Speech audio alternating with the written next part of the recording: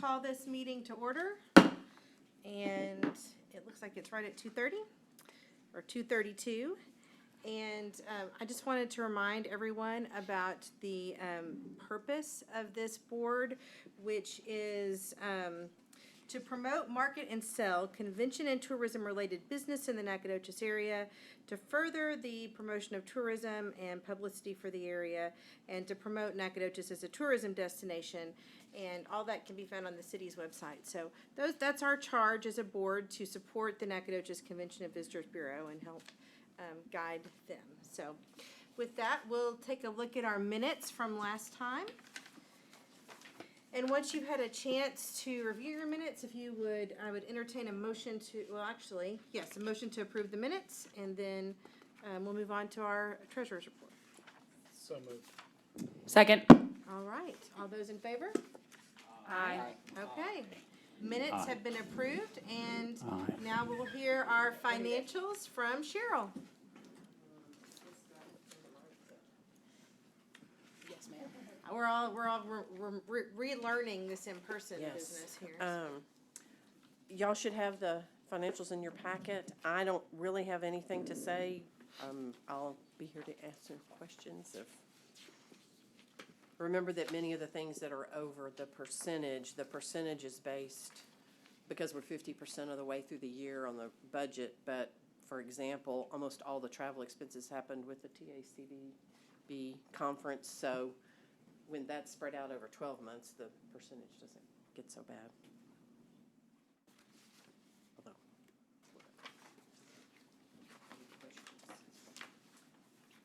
there's also a sheet at the back for the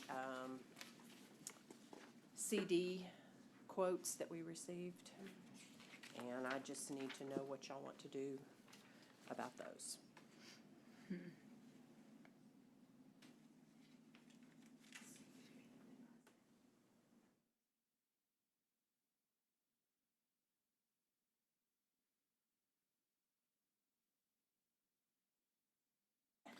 So Cheryl, we have the two, I recommend we crash both of the CDs we've got at those ridiculously low rates. Yeah. And then move them someplace else. right.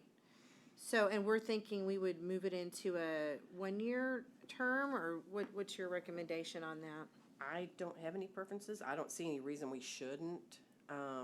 These have been rolling for many, many years, Right. like before I got here, so. We also are not taking out of the reserve savings. We used to have to use it for cash flow purposes more when I had to do payroll every 2 weeks, and we had, the city would not send us the hot tax until the end of the quarter.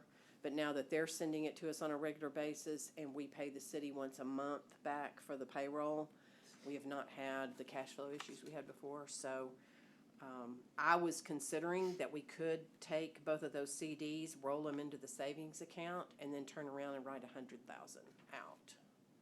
So take some of the savings plus the 2 CDs and put it all.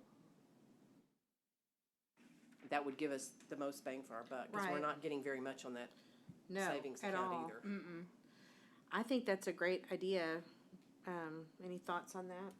No, I agree. I think the more money that we can secure a positive flow of interest to, we should do, especially when we're not in a monetary crunch where it's not going to be needed. And worst case, you can go break CDs, you lose the interest, but in an emergency, that would not be.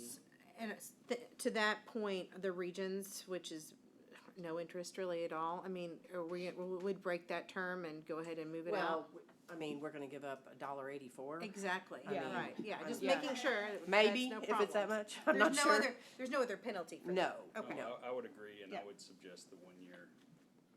Just go to the Eubank 1 year, Yes. since it's the Agreed. highest. Yeah, I would. Yeah.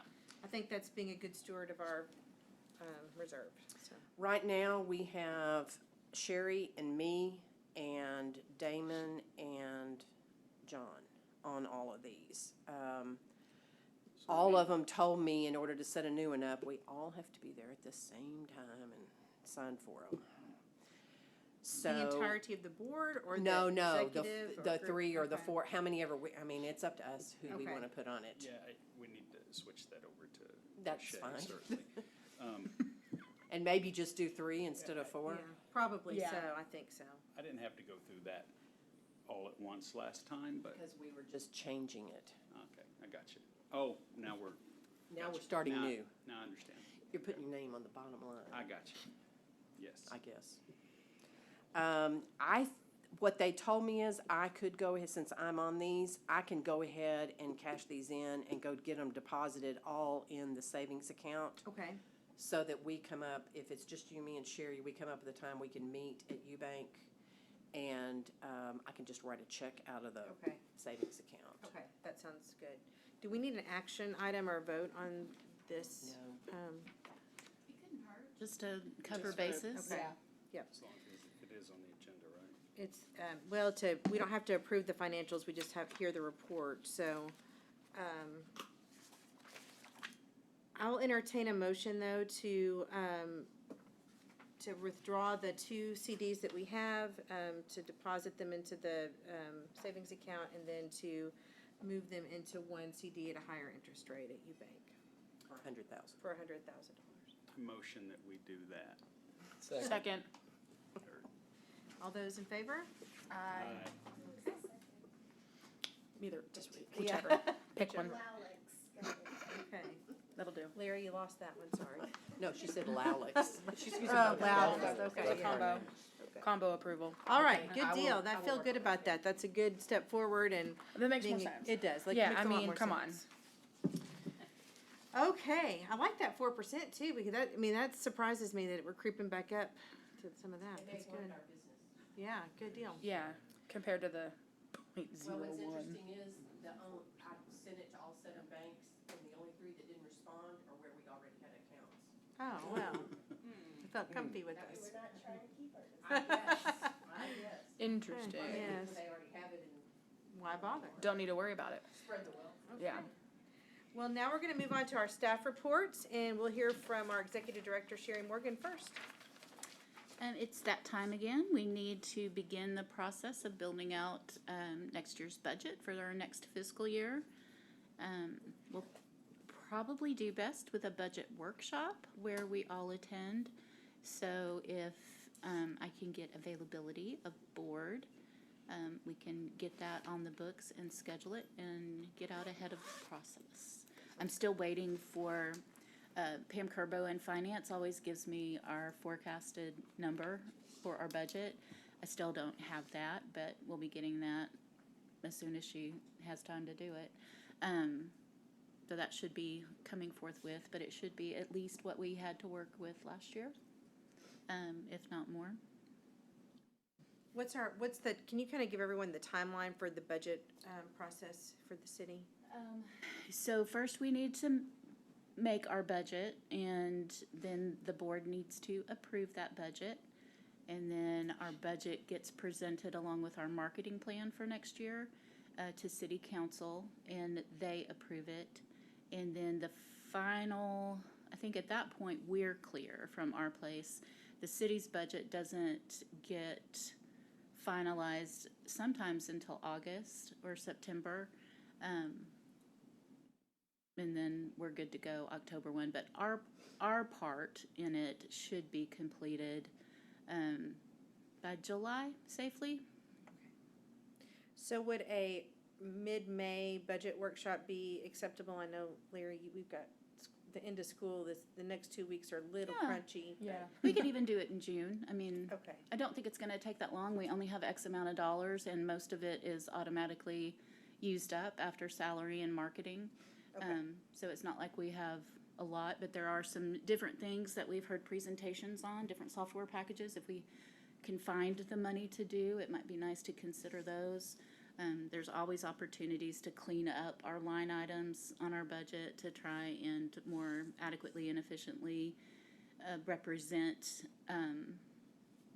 the categories that we put our money in that. But yeah, we can do it June, we could do it into May, we can do it whenever. But July is really the deadline for when it needs to be done. Okay. If you'll send something out to the board to get availability, then we'll get it on the calendar. Update on short-term rental hot tax remittance. I know it's same song, different verse, but I tell you, finance is so stretched thin. And this is important to us because we've already made the expenditure on Rentalscape software. I've given Ashley Graham in finance the names and addresses of everybody that we show as having active listings on that. I don't know if she's had time to do anything with it. So moving forward, I'm going to just point blank ask her where we are in that process, because it is, what that process looks like is it's really in finance's hands now. They have the information to mail out their information on how to get signed up to remit. They just need to do that and send those out, and that comes from the city. And, so we're sort of at a stalemate. But on top of that, they're meeting city council demands to work through. I mean, there's just a lot of work for the few people that work in finance. So, I can't really cast too many aspersions on this, but it's important to us, and I think we've been patient long enough. We need to put it in the hurry up thing, and it'll be, if she needs me to do it in her stead, I'm happy to do that, but I don't want to make a move. I don't want to step on toes in finance. Well, we're not a collecting entity. Right. I mean, it really is the city's responsibility to collect that fund. Is that right? Yes. And we have done our due diligence. We made space in the Rentalscape agreement that they can have their own login. They can have access to current and up-to-date data whenever they want. To my knowledge, they did not exercise their rights to onboarding in that process, so they didn't receive any training from Rentalscape.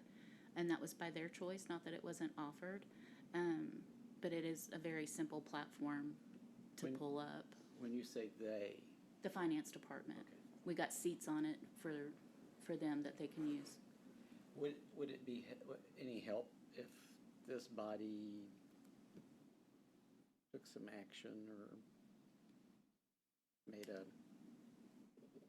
I think request? maybe not this time, but if this request doesn't get an appropriate response, I can see doing that. I don't want to wait too long because then finance is going to be tied up making the city's budget, and their time isn't going to get any less crowded. But it should, and from what I know, and I don't know the inner workings and intricacies, but if you have the data there, I mean, I could pre-print address labels. I mean, I'm willing to do whatever they need me to do to help them in their process, but the first step is that communication needs to come from the finance office with their instructions, like they send to everybody that comes to them on their own or any other hotel. If this is how you get signed in, this is how often you report, this is what you report, all of that. It needs to meet their guidelines. So, but I'll work with Ashley directly in finance and see if we can't come to a solution. And then Larry, to answer your question, if that doesn't work, then we'll move on for there. But I plan to do that in the remainder of this week and next week to see if we can get that done. Well, I mean, and the reality of it is that these short-term rentals are on the radar for many cities across the state as far as regulatory things go. And right now, we're kind of Wild Westing it, I think, in Nacogdoches as far as the regulatory side. And so I feel like this board is getting ahead of some of it, but I do think we still need to have some sort of opportunity for short-term rental owners or operators, managers to come together in the CVB or something, maybe, alongside of this going out or immediately after, so we can answer questions and talk about the value of the CVB to the short-term rental owners. And so, anyway, I agree with Larry, though. I think we need to push a little harder if we can't get any response. And I know everybody is stretched thin, but, it's important. And actually, Ashley took a phone call last couple of weeks with a private resident who has a short-term rental adjacent to him, and he was calling to see, are they remitting their hotel occupancy tax? Are they in compliance with the short-term rental policies? And so that, we've never had that question come from a private citizen before. So it is raising questions, and we live, especially in the downtown area, there's not a lot of HOA rules that off the bat just don't allow for them often. So it's the way of the future. I don't see it going anywhere unless it's legislated out. But I apologize for not taking a more robust stance up to this point. But in the next week and a half, I'll get some answers and email board with the response. And then lastly, the second week in May is National Travel and Tourism Week. Be checking your emails. I'm going to give you some talking points about the importance of travel and tourism in Nacogdoches specifically that comes from the governor's office. I can also make available to you the digital toolkit. So if you want to take to your personal social media platforms, you can utilize the logo and different information like that. But I'm often called to report on the return on investment of our marketing budget, and probably all in, Cheryl, what would you say marketing is, $250,000?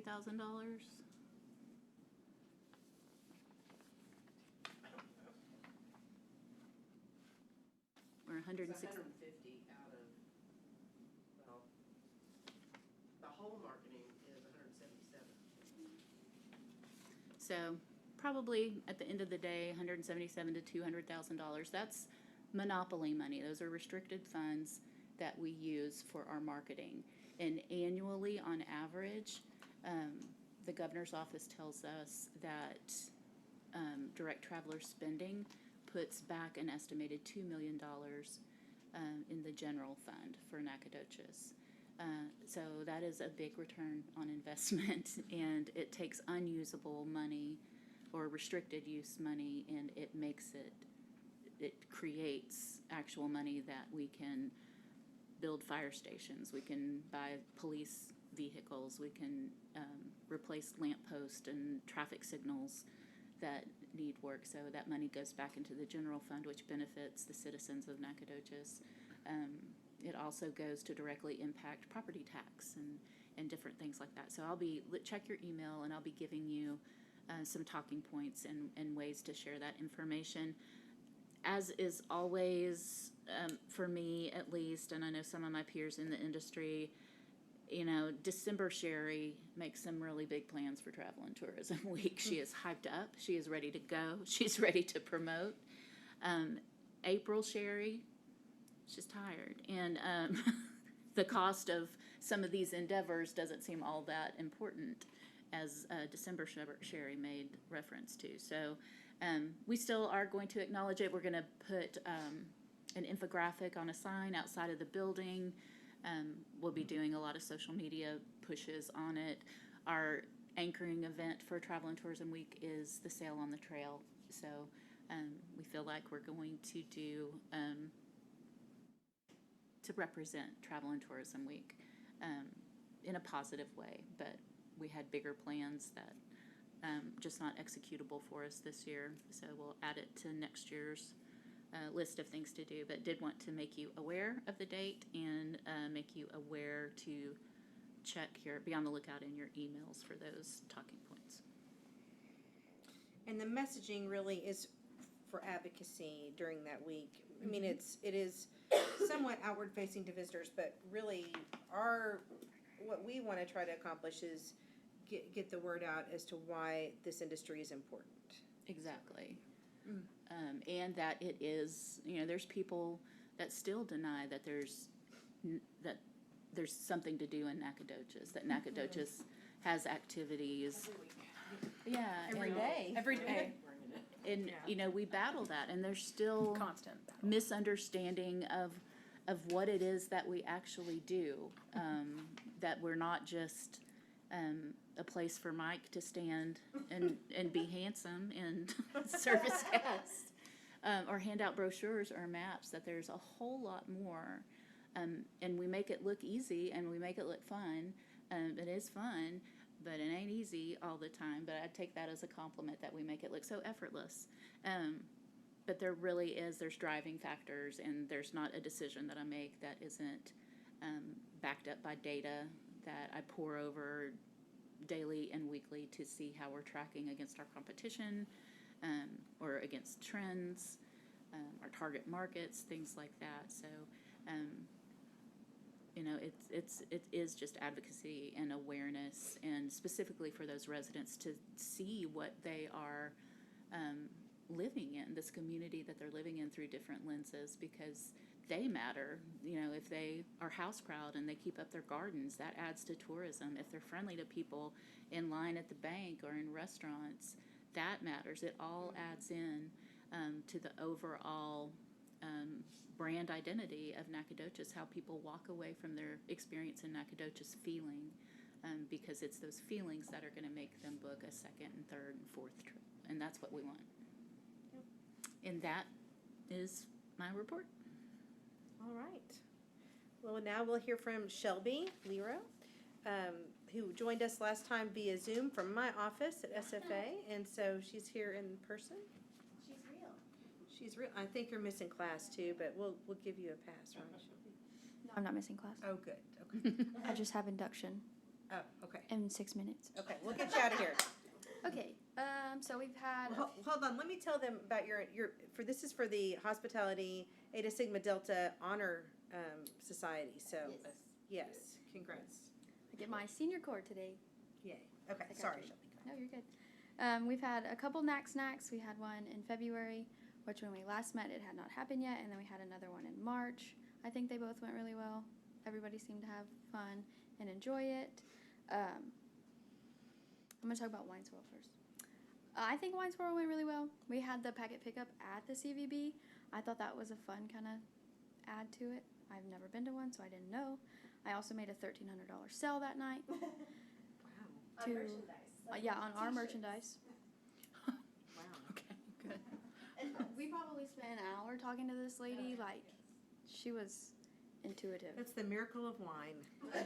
No, they got there at like 8:30, and she hadn't even signed in Oh yet. wow. Okay. So I don't know what she was doing beforehand, but she can do it next year too. I helped out with the volunteers because we had hospitality majors do that, so it was easier for me to be the middleman with that. And then we are doing NAC at Night. We tried to do it last Saturday, but the weather got the better of us, and then it didn't even rain. So whatever on that, but rude. Our next one is May 13th. We're gonna do it. It'll be the same movie, so it'll be DC Super League of Pets again. We'll do the pet friendliest in all of them. NAC at Night is also an outdoor movie, just something the families can do for fun. I want to keep it family friendly, so children and families always have something fun to do in NAC. I think that's my end of my report.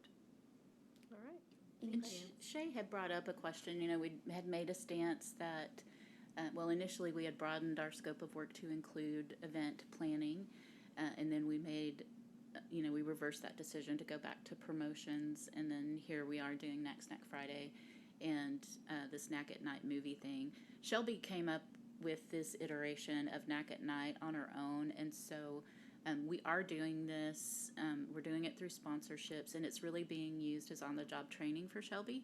So this is her first idea that she's had from start to finish to execution. So it really is training that benefits the community for her position, and that's sort of the story behind that. So it's meant to give Shelby those boots on the ground. I want to do this program, break it down to what are the components, what do we need to do, how do we legally show a movie, how do we go through the special event permitting process, how do we block roads, how do we do X, Y, and Z, to reaching out to potential sponsors and to sell the value proposition of their placement, and also to leverage new and emerging downtown businesses such as Susu's Popcorn that's directly linked to this program. So if anybody asks or is confused, that's the answer that you can give them. Yes, and Lob Lolly has sponsored this previous one, but they'll sponsor the next one since this one didn't happen. And what's the cost of a sponsorship? What are you, or do you? Okay, so I have a packet. There's four different levels. There's a $500 level, a 3, a 2, and a 1, and then whatever you would like to supply us. So each of them have different perks to whichever one you would like. Any other questions? Okay, I will be leaving at this time. No, you're good. Go be inducted. Make Thank us you, proud. Shelby. Thank you, Shelby. Yes. All right, Ashley with our marketing report. I'd like to point out that everybody's in green. We didn't get the I didn't memo? get the memo. I didn't. Y'all look great. Memo. Yeah, we need a photo for sure. Motion to make green the official color of Nacogdoches. I mean, I just walked in, I was like, Well, it is we're like a all in logo. green. Okay. Outside our scope. Well, it's so good to see you all in real life. You're not pixelated or pausing or anything. It's awesome. Or multitasking or eating. Yeah, whatever I it is actually know that you're listening to me. No, I'm just kidding. I know y'all listen to me. Okay, so I'm a little disorganized today, but we received a lot of reports in the past week, so I was like, print. I will give that all to the board. So in March, and you'll hear from Mike as well, but it was a really big month for us. The azaleas came weeks early, and it was like a whirlwind. All of a sudden, people were coming in by the busload, and we were like, whoa. And we had to completely change our whole marketing plan because weather does not, follow our marketing plan, unfortunately. So we started pushing it out really hard, and people were getting the message. I don't think we disappointed too many people with the early season. But because of that, March was one of our best months yet, and when I think that's usually reserved for April, which was also amazing so far. But we had a 91% jump in app users. The average session duration went up. Total sessions went up, and page views also went up. So, like I said, March was amazing for our app. I think it's starting to hit another wind. Like, people are discovering that we have this, and they're like, oh, this is really cool. And of course, it's meant for our visitors, but we like our locals to use it as well because it's a concise way to kind of plan their weekend when there's 1,000,001 things happening that weekend, like Wine Swirl and Plant Sale and Brewfest. And yeah, we will remember April 1st, 2023. Yeah. But yeah, so just a friendly reminder whenever you hear from people like, well, where can I find out what's going on? Our website is, of course, a great option, but so is our app. And the one cool thing about our app that we don't utilize as often as I'd like, but we can actually send out push messaging through the app. So that when there is a really busy weekend like that, I like to send out a push notification. I don't want to annoy people. That's why I use it sparingly. I don't want people to be like, I hate this. I'm deleting this app right now. But I do use it whenever there's a really busy weekend and I'm like, hey, don't forget about this going on. So the more people that have that, the more people get the push notifications and hear about what we're doing. Let's see, which is this one? We just got this report from Global Heroes.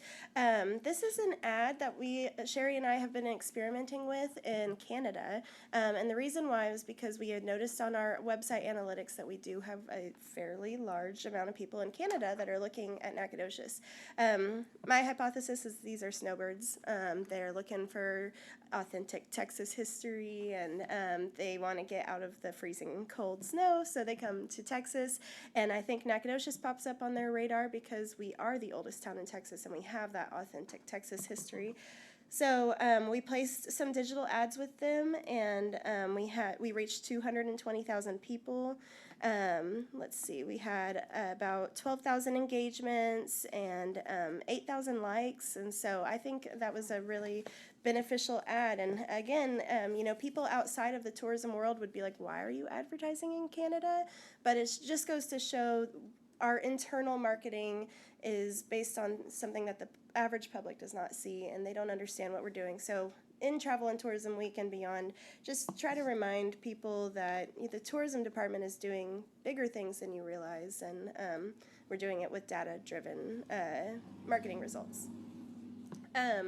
y'all are all very familiar with our weekly What's Happening post, but we received this very sweet email today, and I just wanted to read it to y'all because it was a nice validation. Never underestimate the power of a nice email.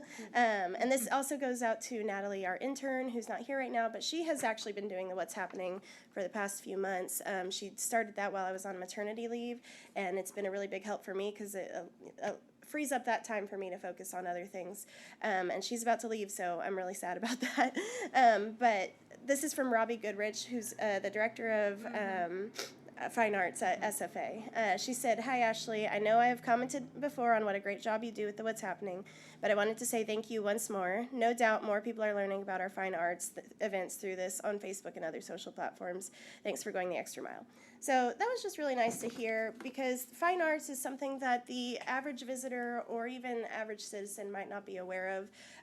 They know we have a fine arts program, but they don't know that those shows are open to the public, and it's a really good tourist draw. And so I'm so glad that our What's Happening posts are making an impact for them, and they're really good about getting their events on our website, and so I just feel like that this is a success story of what we're doing.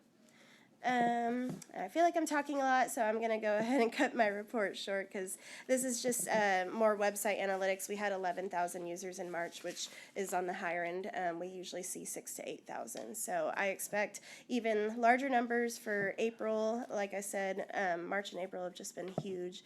And now we're about to go into Blueberry Festival and other things. And so just really good things happening over here. Ashley, can you tell them more about using the ticketing system for Wine Swirl? How that went? So we actually used our ticketing system for Wine Swirl this year. In the past, Wine Swirl, Tori is the Main Street manager, by the way, if y'all haven't met her. But they have used Eventbrite, and since we have that ticketing software now, we were like, let's keep those dollars at home. We have the option to charge a fee, like a CVB fee, but we chose not to do that for Wine Swirl, mainly because we want their money to stay with them. It's a fun. Basically, if Main Street succeeds, we succeed. Sure. So we're not trying to charge them money. And so I feel it went very well. Whenever Tori had issues, she was able to come to me. Tori, do you feel like it went well overall? It was her first year as well, so she doesn't have anything to go up against. Oh, sorry. But I feel like it went very positively. We only had to issue like 2 refunds, and one was because this girl was pregnant. So, it wasn't like there were no issues, and I feel if they were to use Eventbrite, they would have to go through Eventbrite, which is, adds a layer of time, whereas Tori was able to just contact me, and I was able to help them in a timely manner, and they were able to get daily reports on ticket sales, and so we feel it was a positive investment, and if you don't remember, that's through Sapphire, our new website host that we started in June or July, whenever I had my baby. So just wanted to give y'all an update on that and let you know that we do offer that to any partners in town. I think the fee is on a case-by-case basis. Pretty much if it supports tourism, I think we won't charge a fee. But if it's like, you get tickets to my birthday party, well, we're going to charge you a little bit of a fee. Well, and I think our end goal on that is to make it accessible to people so that they can utilize it. It's not an inordinate fee to add on to our website, but it's a service that I think, if fully utilized, could really benefit the community. So we want to get people transitioned over to this is what we have, and this is how you can use it, and you're going to pay fees and services with Eventbrite, but the fees and services that you pay to use our ticketing system stays locally, and then we can concentrate more of creating a standing operating procedure about making the determination of who gets no fees, who qualifies for fees, that kind of thing. But right now we just want people to use it. The CVB is naturally a hub of different organizations selling their paper tickets through us, and I think we will always to some degree have that service just because there is a demographic out there that isn't comfortable doing online ticketing for whatever reason, but we hope to more and more transition over to online sales because that doesn't take up staff time or hours, whereas the paper tickets causes us to stop the work that we're there to do to do a community service, which is great. But, you know, the constant struggle. And it was nice for me, like if I noticed that Wine Swirl tickets were going slow one week, I was able to increase my posting, and so it just adds another layer of being able to be proactive rather than reactive. And so I was happy with how it went. I hope Tori is too. I don't want to speak for her, but yeah, I think we'll continue that with other partners as we're able. They sell the maximum number of tickets. Yes, they did. They sold out. From a merchant standpoint, I was at Reese Jewelry and we had a huge night. Did so, you? That's yeah, so good. It was great. Yeah, and it's always been, you know, part of the reason we were hesitant about getting back into events is there were occasionally some merchants that were frustrated with streets being closed, which was always a conundrum to me because I'm like, we're bringing people downtown. But anyways, I'm glad to hear that Wine Swirl was positive for y'all. I think it's positive for most of the merchants. And so, yeah, that concludes my report unless anyone has questions. I have a question. Yes. With all the ads and stuff for Canada, is there a way to like track to see if any of them actually come? So it's our main way of tracking that is Yeah. if a visitor comes into the visitor center Yeah, and fills out our little form that says I'm from Canada. But another way is if they request marketing material, or not marketing, like brochures and things from us, then we're able to say, okay, that's a increased chance of conversion. And depending on like the links that they click, if they click a booking link, we actually don't have booking through our website, but if they clicked on hotels, we feel like, okay, that's a better chance. So to answer your question, no, but we can hypothesize. Yes. Yeah. Yeah. I'm gonna Okay. interject also. We were just talking about this the other day at the winery. We have seen an increase in, we have very limited RV space, but Yeah. we have seen a jump in Canadian Wow. Good people to staying in know. our Maybe cities. so. That's- Yeah, so that's where we. And that's exactly how we figure it Okay, out. yeah. Like when we hear someone say, wow, well, we had quite a few people from Canada, we're like, okay, that's working.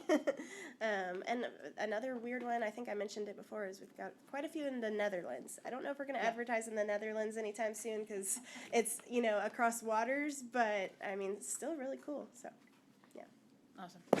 all right, thank y'all. You might want to Thanks, Ash. look up Canadian breakfast at the hotel Yeah. and see what Canadian it is bacon. that Get they're some Put some Canadian- Poutine. Okay, Yeah. Poutine. Really? Can you add- Poutine. That would be really good. I'd go for Good that. idea in general. I agree. Beaver I think tails? poutine is perfect. I have not. Okay, quick sidebar. You have to get beaver tails. They're Yes. fried Oh. dough. Oh my gosh. Oh, not actual. Not tail. actual tail, no. Animal. It's a Tail pastry. beaver. Okay. I'll give you the 411. I have pictures. Caddo Mounds has been showing a beaver on their wildlife cam, but we don't want to have that tail. That's okay. Beaver tails are All delicious. right. Well, Mike, on that note, tell us about all the hordes of Canadians coming into the visitor center. I don't know if any of that have actually come in. As Ashley said, March was a very good month for the visitor center and for us in general. 1,300 visitors graced our doors in March. And as she mentioned, I've never known of the azaleas to bloom the 1st of March. It's always mid-March into April or mid-April. Usually that's what we say our azalea season is. But this year it was early. It was beautiful. It really, I wouldn't have predicted that, but I was wrong. And we had a lot of spring breakers for March. There was some schools were 1 week and some schools were the next week. So we had families and all kind of people coming in for that. So that was really good. The weekends, Saturdays were all really, really, really good. Like the 4th was 83 people. The 7th was 58. The 11th was 81. So the weekends were really good. Saturdays particularly are our best. We also had a big night, the night of the Art Walk, which was the 25th. So that brought a lot of people downtown. And that's really all I have. What We've had a lot. about need for visitors, or for volunteers? Well, there's always need for volunteers. I've got a lot of folks that have dropped off, and we sent out we resent this quarter out to see if anybody would respond. I did have some response from that, which was good. The junior farm is really the only constant that I have. They fill out a weekend a month for each quarter, which helps a lot. But other than that, I've got Eric Rearwin, who was just a young man that's retired here, and he's my go-to person, and I take up the rest of the slack usually. So anyway, we can always use volunteers. Thank you. You're welcome. Well, lots of good things going on, and I just called to your attention in your packets, the STAR report, that they provided for us, and I was just looking at, our occupancy percent year-to-date change is, overall percent change, we're up 25%, which is huge, and, if you look, the next one, the ADR, which stands for average daily rate, is also up, meaning that our hoteliers are able to increase their rates based on the mix of folks that are coming in. Am I saying all that right, John? Absolutely. Okay. And then RevPAR, which is revenue per available room, is also up. So looking really good on our lodging side. And thank you for providing this for us, Sherry. So good job, y'all. Our next meeting is going to be May 17th at 2:30 in this chamber. And hopefully by then we'll have a date for our budget planning workshop. And I think with that, I can call us adjourned. So thank you for your time today.